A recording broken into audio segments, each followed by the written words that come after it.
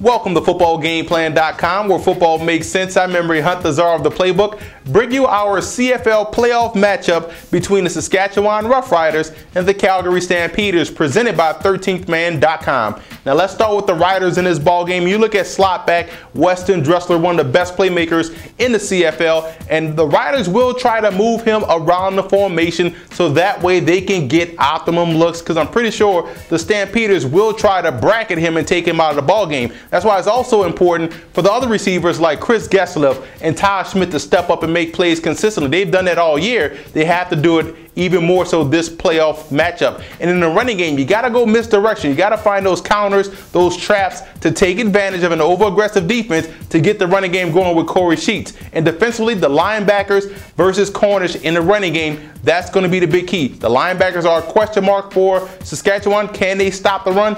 That is what we'll be looking at this week as they take on the best running back in the CFL. Now let's move over to Calgary in this ball game. And you look at John Cornish being able to run the football, and that's all going to fall on the key matchup for these guys, which is their offensive line going against a very good defensive front of Saskatchewan. Can that O-line hold up? Can they get room, create room in the running game, but also give the quarterbacks time to complete passes downfield? And speaking of those quarterbacks, you got to find a creative way to use both. Drew Tate is a guy that started the season, and the Stamps did a great job when he was out. But can they find a way to get both guys involved in the pass game? That's what I'm going to be looking for this week. And also, you look at the defense side of football, they got to get A-gap pressure versus Durant. Don't try to fly up the edges, fly up the middle. A-gap pressure that's on both sides of the center, and that way they can have a chance to cause disruption in the passing game. Now let's go take a look at the personnel breakdowns for both teams in this matchup.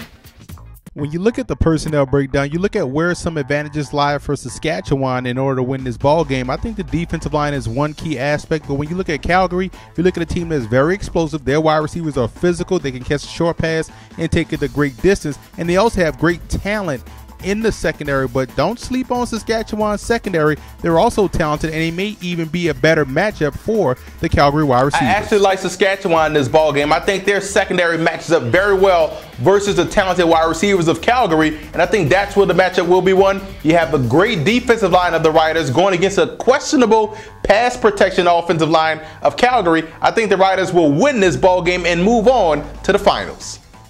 And I also want to give a huge shout out to the CFL fans for always showing football game plan support.